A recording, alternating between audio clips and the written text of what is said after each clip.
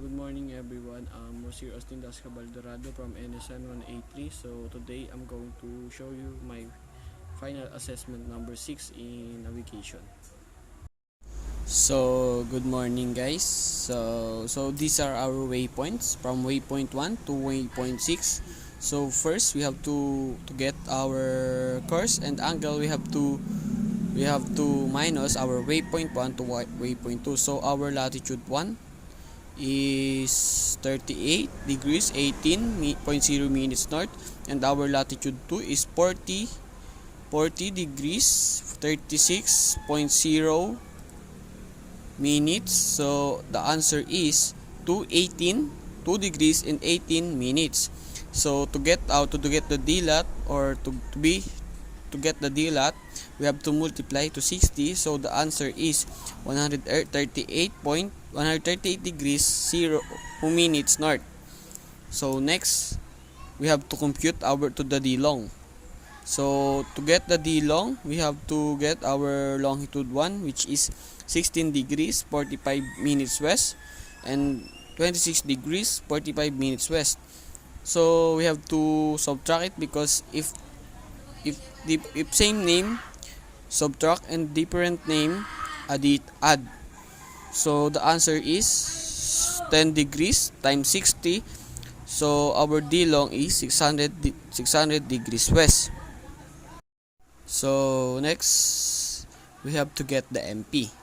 So the formula in getting MP is MP equals log tangent close open parenthesis lat divided by 2 plus 45 double close parenthesis times 7,915.7 minus open parenthesis 23.3 times sine times open parenthesis latitude 1 and close parenthesis.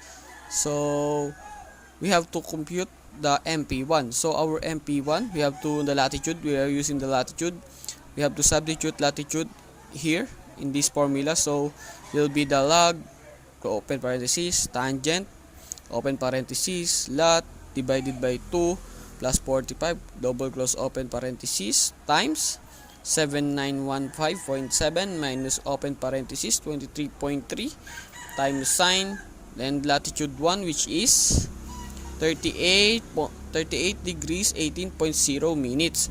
So the answer will be 2476.71. So here. So next, we have to get the MP2.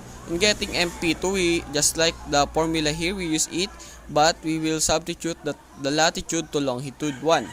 So the answer and the answer that nalalabas po will be 2654.73. So after that, because to get the DMP naman po, we have to subtract, because they have the same name. They are latitude, they are same north, so we have to subtract it again. So 107. So the answer will be 178.02. So next naman po, in getting the true course angle, the formula in getting the true course angle or tan course angle equals to D low over DMP. So our D low, so our D low is 600 degrees. So this is the 600 degrees over our DMP is 178.02. So we have to divide it. So the answer will be 3.337041. So or we have to shift tangent equals, so we're gonna get the course angle 73.47 or 73.5. So this is our course angle. So next, we will use the quadrant rule to get the true course.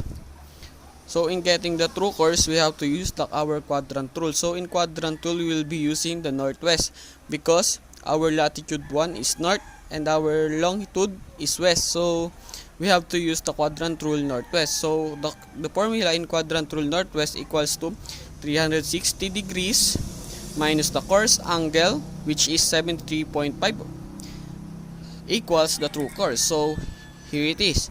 So northwest equals 360 minus 73.5 equals to 286.5. So this gonna be our true course. So this a 287 because if we round up to 86.5 will be 287. So next we have to get the distance. So in getting the distance, we have the formula d lot over course angle. So will be 138 because our d lot is 138. So over cosine 73.5. So the answer will be 485 88.88 or 485.9 nautical miles. So we will gonna write our true course. Our true course or our course in waypoint 2 is which is 287, and our distance is 400. Our distance or our total distance is 485.9 nautical miles. So we are finished in finding the course and distance in waypoint 2. So next we have to find the another example for WP3 or our waypoint 3. So we will gonna use our waypoint 2 and waypoint 3. So let's go. So next we have to subtract the WP2 or the waypoint 2 and the waypoint 3. So first we have to subtract the latitude 1 and the latitude 2. So our latitude 1 based to the given, so 40 degrees 36.0 minutes north, and the latitude 2 which is 41 degrees 54.0 minutes north, and we have to subtract it, and the answer will be 1 degree 18.0 minutes. So we have to times 260 to get the d lot. So our d lot equals to 78 degrees. So next we have to get the d long. So we have to subtract the longitude 1 and the longitude 1 and the longitude 2. So the longitude 1 is 0.26. So I'm sorry. So this is the so this is latitude 2 and the latitude 3. So this is the longitude 3 and the longitude 2 and the longitude 3. So may I correct? Sorry. So latitude 2 and this is latitude 3 and the longitude 2 and the longitude 3. So the longitude 2 is 0.26 degrees 45.0 minutes west, and the longitude 3 is 0.36 degrees 45.0 degrees west. So after we subtract that, the answer will be is 10 degrees, and we have 2 times or multiply to 60 to get our d low. So our d low is 100 degrees. So next we have to get the MP. So as we used it earlier, so we have the same formula again. So we have to substitute it again to our latitude 1. So the MP1. So to get the MP1, we have to get the to substitute our latitude 2 to the latitude in the formula. So the answer in the MP1 will be 2654.73. So next is we have to get the MP2. So we have to substitute in latitude 3, we have to substitute it here in this formula. So the answer will be 2758.08.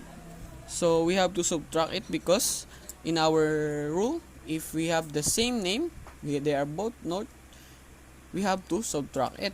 So we have to subtract it, and our DMP is 103.35. So next we have to get the tan course angle, which is the formula is d low over DMP. So our d low here is 600 and our DMP is 103.35. So the answer will be like this. So 600 over 103.35 is equals to 5.8055. So we have to press shift tan angle, shift tan, and here this answer, and equal to our course angle will be 80.22 or 80. So next we have to get the quadrant rule. So our quadrant rule is northwest because our latitude north and our longitude is west, so we have to use the quadrant northwest. So the northwest is 360 degrees minus the course angle, which is 80 or 80.22, equals the true course. So northwest equals to, open parenthesis, 360 minus 80.22 equals 279.78 or 280. So our true course will be 280. So next is the distance. So distance will be d lot cos course angle over cos course angle. So 78 our d lot, this, so over cos 80 cosine 80.22. So the answer is distance equals to 459.18 or 459.2 nautical miles. So that's it. So now we have to write in the table. So the true course in the WP3, or the course in WP3, will be 280. So we have write it here, 280, and the distance is 459.2 nautical miles. 459.2 nautical miles. So next we have to compute the course and the distance in waypoint 4. So we have to use the waypoint 3 and the waypoint 4.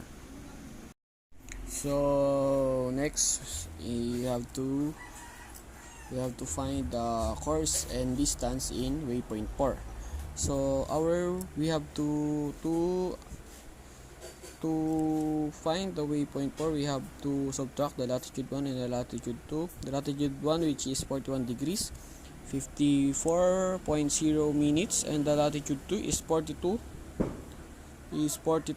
degrees 18 minutes. So the answer is, we have to subtract is because it has the same name. And the answer is 0 degrees 24 minutes. So in order to get the d lot here,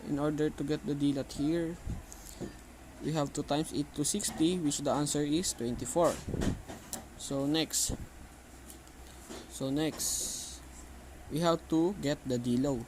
So we have to use the longitude 1 and the longitude 2. The longitude 1, which is 036 degrees 45.0 minutes west, and the longitude 2, which is 046 degrees 45 minutes west.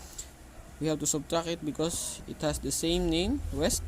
So the answer will be 10 degrees, and we have 2 times is to 60 to get the d low, which is 600 degrees.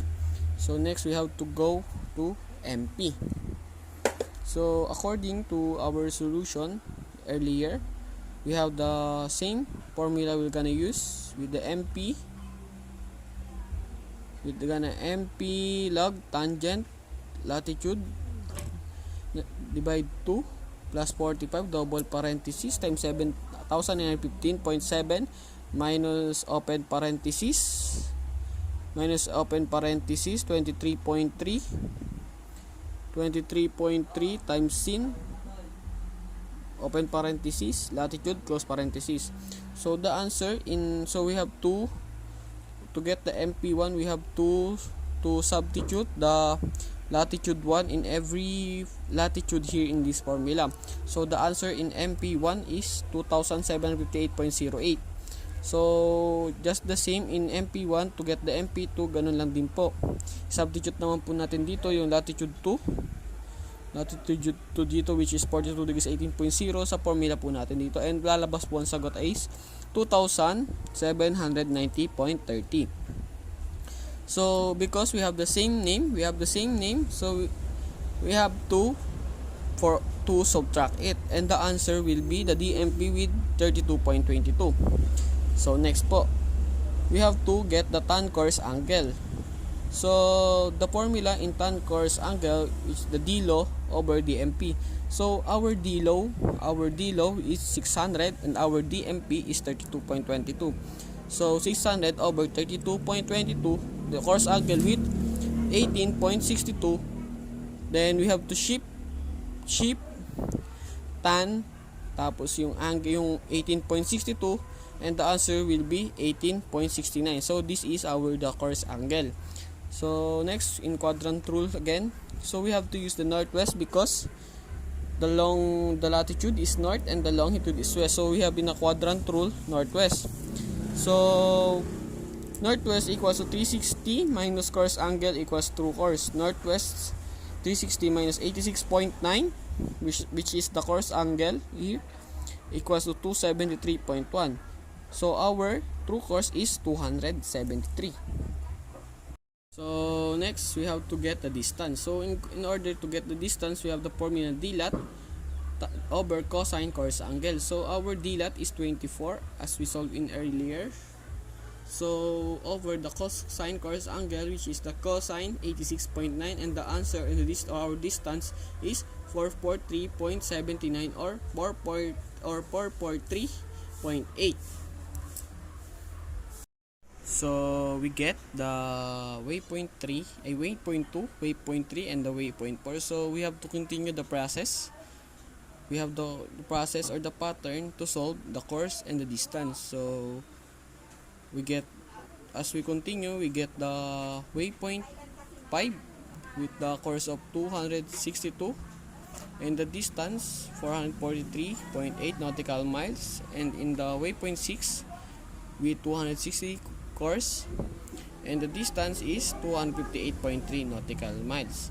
So that's all, and thank you.